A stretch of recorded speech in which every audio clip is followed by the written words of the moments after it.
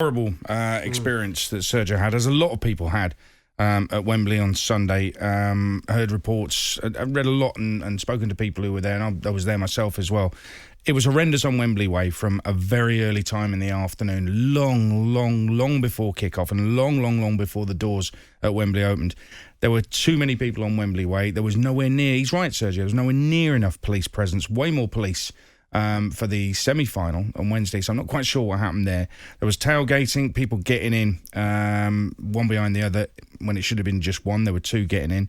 There was a disabled entrance. A wheelchair was going through it. It was rushed by those without tickets. There were people with screenshots somehow getting in, not real tickets, just screenshots.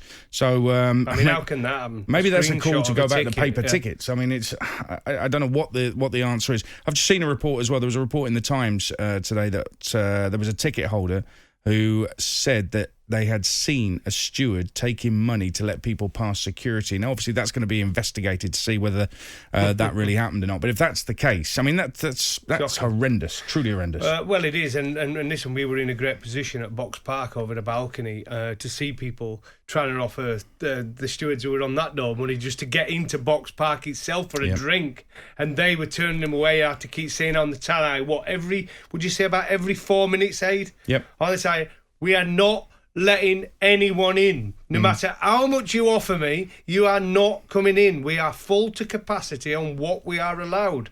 Please move on. But the amount of people, you can just see them keep coming up.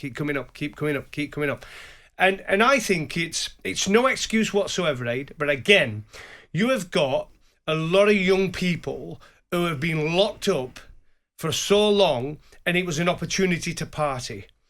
Every time there was an England game, and they would do anything possible. Groups of boys, groups of girls, just look at central London alone, who were just there to party.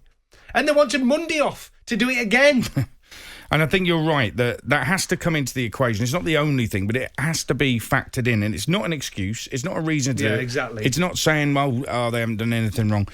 They've had a COVID 18 months and they're ready to explode. And they just wanted to get out there, and it was an opportunity to socialise, to be around people, to feel the atmosphere. We've all talked about that buzz of being in a live event again and watching a football match, watching a cricket match, a rugby match. It's just like you cannot beat it. We talk about it on here and what it does to you. It gives you... your hairs on your arms stand up just listening to a real crowd again. And for all those people, a lot of them have not been to a live event. They experienced it all day.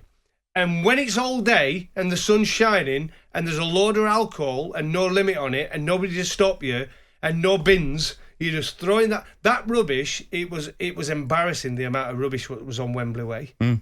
It was horrific, embarrassing. Yeah. I think that you put the COVID situation into it. They knew there were going to be empty seats inside the stadium because there was a cap on the attendance. All-day refreshments, that's the terminology I'll use. Unlimited. A serious lack of police presence on Wembley Way as well. It was a major final, first time in 55 years. And I'll factor this in as well, because I don't think people have mentioned this. I went online onto the UEFA website on Saturday to see if there were any tickets, because I know family and friends were asking, so trying to buy tickets.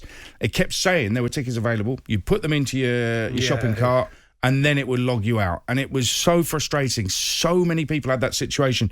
So there were a lot of people who had that. I mean, it's not just going online and, there's none left. It's not that. It's allowing you to put the tickets in your basket, and you think you've got them, and then you get there and you try and pay for them, and it will not let you do it. That was very frustrating. So there was clearly a massive glitch in the system that frustrated a lot of people.